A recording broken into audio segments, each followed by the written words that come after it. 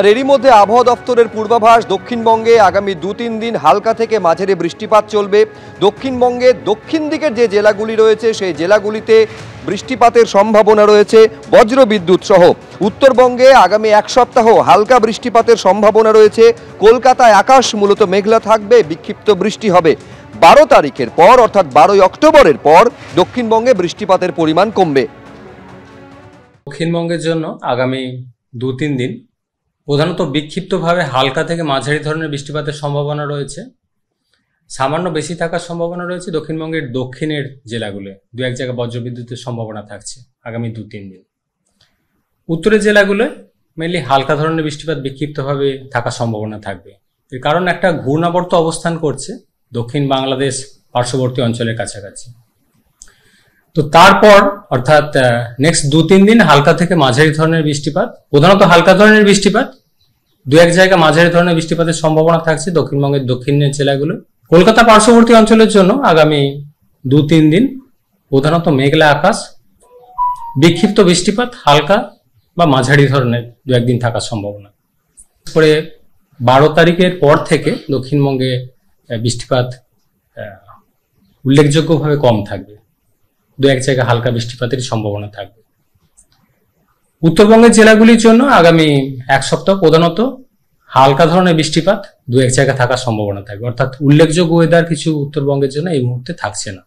বিহারের পর এবারে রাজ্য এসআইআর এর পালা। এই নিয়ে মঙ্গলবারই রাজ্যে এসেছে নির্বাচন কমিশনের বিশেষ টিম।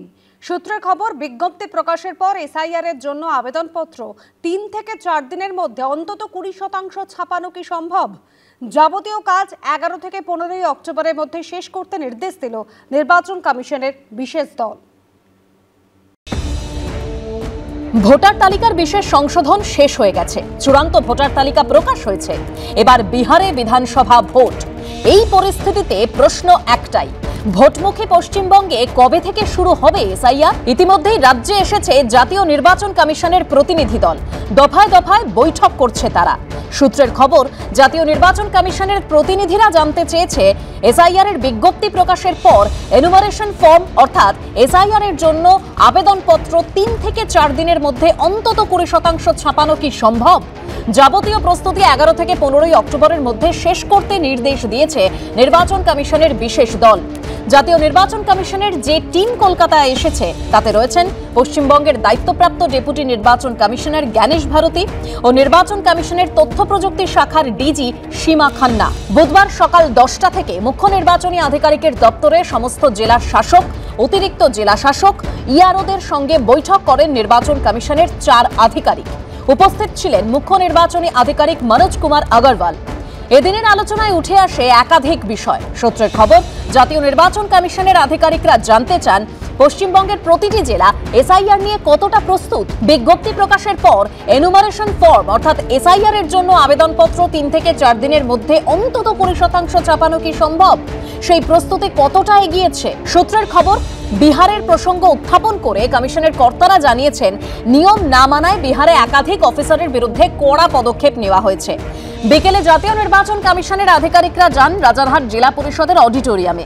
রাজারহাট, গোপালপুর ও রাজারহাট নিউ টাউন বিধানসভার প্রায় 600 জন বিএলওকে নিয়ে বৈঠক করেন তাঁরা। সূত্রের খবর, বৈঠকে একটি প্রশ্নের উত্তরে ডেপুটি নির্বাচন কমিশনার জ্ঞানেশ ভারতী জানান, সুপ্রিম কোর্টের নির্দেশ অনুযায়ী আধার শুধু পরিচয়পত্র, এটা কোনো ঠিকানা বা নাগরিকত্বের প্রমাণ নয়। বিএলওরা আধার কার্ডকে আরেকটি পরিচয়পত্র হিসেবে গণ্য করবেন। এর বেশি আধার কার্ডকে গুরুত্ব দেবে না জাতীয় নির্বাচন কমিশন। সূত্রের খবর, নির্বাচন কমিশনের তথ্য প্রযুক্তি শাখার ডিজি সীমা খান্না বৈঠকে বলেন, বুথ লেভেল অফিসারদের অনেক ক্ষমতা, আপনারা নিয়ম মেনে কাজ করুন। আরে কিছুটা বিএলও যেটা আছে, গাইডলাইন কি আছে, সার্কুলার কি আছে, বিএলও কিরম কাজ করবে, বিএলও কোনো প্রবলেম হচ্ছে না হচ্ছে, বিএলও কোনো প্রবলেম এইসব জিনিস আর কি আছে, জেনারেল জিনিস ছিল। ভিতরে যখন বৈঠক চলছে, বাইরে তখন প্ল্যাকার্ড হাতে বিক্ষোভ দেখান কয়েকজন। আমার ভোটের নামটা কেটে দিয়েছে। মাসখানে আগে বাড়িতে গেছিল চেক আপ করতে, তখন ভোটটা কেটে দিয়েছে। কাউন্সিলরের কাছে গেছিলাম, কাউন্সিলর দেখে বললো হ্যাঁ তোমার নামটা কাটা গেছে। নো এসআইআর প্ল্যাকার্ড নিয়ে এদিন মুখ্য নির্বাচনী আধিকারিকের দপ্তরের সামনে বিক্ষোভ দেখায় দেশ বাঁচাও গণমঞ্চ। রুমা পাল, সমীরণ পাল, অর্ণব মুখোপাধ্যায়ের রিপোর্ট, এবিপি আনন্দ। এসআইআর প্রস্তুতি খতিয়ে দেখতে রাজ্যে হাজির নির্বাচন কমিশনের বিশেষ টিম। এই আবহে আবার তালিকা থেকে প্রায় 1,20,00,000 অবৈধ ভোটারদের নাম বাদ যাবে বলে দাবি করলেন বিজেপি সাংসদ শান্তনু ঠাকুর। শান্তনু ঠাকুরের এমন মন্তব্যের পাল্টা জবাব দিয়েছে তৃণমূল। আর অন্যদিকে সাংবিধানিক প্রক্রিয়ায় এসআইআর হলে কোনো আপত্তি নেই বলে প্রতিক্রিয়া কংগ্রেসের। রাজ্যে যখন নির্বাচন কমিশনের বিশেষ টিম, তখন এসআইআর এ কত নাম কাটা যাবে তা নিয়ে ভবিষ্যৎবাণী শোনা গেছে বিজেপি সাংসদ ও কেন্দ্রীয় জাহাজ প্রতিমন্ত্রী শান্তনু ঠাকুরের গলায়। এসআইআর এ কমপক্ষে 1 থেকে 1,20,00,000 মানুষ যারা অবৈধভাবে ভোটার হিসেবে পশ্চিমবঙ্গের মাটিতে আঁকড়ে ধরে বসে আছে তারা কিন্তু বাদ যাবে।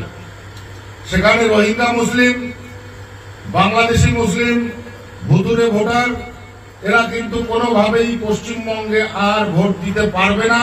ও প্রমাণ দিক যে 1,20,00,000 লোক যদি রোহিঙ্গা হয়, তো ও যে এতটা ডিটেলস যদি জানে তাহলে ওইগুলো সবও জানে, ওকে সঙ্গেও মিলেমিশে আসে। তাহলে আরে কি করে বলবো, আমরা তো জানি না। সাধারণ মানুষের বিভ্রান্তি। মৌলালী যুব কেন্দ্রে বুধবার দলের বিএলএদের প্রশিক্ষণ শিবিরের আয়োজন করে কংগ্রেস। সাংবিধানিক প্রক্রিয়ায় এসআইআর হলে আমাদের আপত্তি নেই। অসাংবিধানিক পদ্ধতিতে পলিটিক্যালি মোটিভেটেড এসআইআর করতে গেলে তার আমরা নিশ্চিতভাবে বিরোধিতা করব। আমরা মনে করি যে জেনুইন কোনো ভোটার যাতে বাদ না যায়। এসআইআর শুরু হওয়ার আগে থেকেই পশ্চিমবঙ্গে শুরু হয়েছে রাজনৈতিক বাকযুদ্ধ। তাহলে শুরু হওয়ার পর কি হবে? সমীরণ পাল ও অর্ণব মুখোপাধ্যায়ের রিপোর্ট, এবিপি আনন্দ। কাফ সিরাপ প্রস্তুতকারক সংস্থাগুলিকে উপাদান কেনা এবং ব্যবহার নিয়ে সতর্ক করল রাজ্য ড্রাগ কন্ট্রোল। দেওয়া হলো নির্দিষ্ট গাইডলাইন। এরই পাশাপাশি শিশু মৃত্যুর ঘটনার পর কাফ সিরাপ নিয়ে বাড়তি সতর্ক কেন্দ্র। মধ্যপ্রদেশ, রাজস্থানে পরপর শিশু মৃত্যুর আবহে কাফ সিরাপ নিয়ে সতর্ক কেন্দ্র ও রাজ্য। রাজ্য ড্রাগ কন্ট্রোলের তরফে ইতিমধ্যেই নির্দেশিকা জারি করে বলা হয়েছে, প্রপিলিন, গ্লাইকল, গ্লিসারিন ও সরবিটল কাফ সিরাপের এই 3টি উপাদান শুধুমাত্র অনুমোদিত জায়গা থেকেই কিনতে হবে। কোয়ালিটি কন্ট্রোল একটা বড় ব্যাপার। আমরা এনএসকিউ এর বহু প্রোডাক্ট নিয়ে গত কয়েক মাস ধরে আমরা ভুগছি। সেখানে অন্যান্য স্টেটে হওয়া যে ওষুধ খেয়ে ধরুন শিশুর মৃত্যু হচ্ছে, সেটা পশ্চিমবঙ্গ সরকারের ভেষজ দপ্তরও যে সেই ব্যাপারে ম্যানুফ্যাকচারারদের যে অ্যালার্ট করেছেন, সেই অ্যালার্টটা আমরা সংগঠনের তরফ থেকে ওয়েলকাম করছি। ডাইথাইল গ্লাইকল বা ইথিলিন গ্লাইকল এটা নাকি পাওয়া যায়নি কেউ বলে বলছেন, কিন্তু কথা হচ্ছে যে বাচ্চাগুলোর তো কিডনি ড্যামেজ হয়েছিল এবং কিডনি ড্যামেজের জন্য কিন্তু এই মেটেরিয়ালটা থাকে। শুধু কিডনি ড্যামেজ নয়, এই মেটেরিয়ালটা কিন্তু লিভার ড্যামেজও করতে পারে। এর আগেও কিছুদিন আগে দেখবেন গাম্বিয়াতে কিছু বাচ্চা মারা গেছিলো, যেটা ইন্ডিয়া থেকে তৈরি করা। উজবেকিস্তানে কিছু বাচ্চা মারা গেছিলো, সেখানেও কিন্তু এই কম্পোনেন্টগুলোই ছিল। ওষুধ প্রস্তুতকারক সংস্থাগুলিকে বলা হয়েছে এই প্রত্যেকটি উপাদান পরীক্ষা করা বাধ্যতামূলক। পরীক্ষার পর রিপোর্ট পাঠাতে হবে রাজ্য ড্রাগ কন্ট্রোলকে। রাজ্য ড্রাগ কন্ট্রোলের এই নির্দেশিকার পর বেশ কিছু নির্দেশিকা এসেছে কেন্দ্রের ড্রাগ কন্ট্রোলের তরফেও। তাতে বলা হয়েছে, অনেক ক্ষেত্রে ওষুধ প্রস্তুতকারক সংস্থা কাফ সিরাপ তৈরির উপাদান পরীক্ষা করছে না। অথরাইজড সোর্সেসের থেকে উইথ সার্টিফিকেট অফ অ্যানালিসিস দেখে আমরা মেটেরিয়াল প্রকিউর করি। তারপরে আমরা ম্যান্ডেটরিলি আমরাও স্যাম্পলিং করে রিচেক করি এই প্রত্যেকটা ডাইথিলিন গ্লাইকল অ্যান্ড এথিলিন গ্লাইকল ইম্পিউরিটিজ এই র মেটেরিয়ালগুলোর মধ্যেও আমরা করি। সমস্ত কোম্পানি যাতে কমপ্লাই করে, এটাও আমাদের একটা রিকোয়ারমেন্ট ফার্মাসিউটিক্যাল কোম্পানিতে। কেন্দ্রের ড্রাগ কন্ট্রোলের তরফে আরও বলা হয়েছে, ড্রাগ রুল 1945 মেনে চলা বাধ্যতামূলক। ঝিলম করঞ্জাইয়ের রিপোর্ট, এবিপি আনন্দ।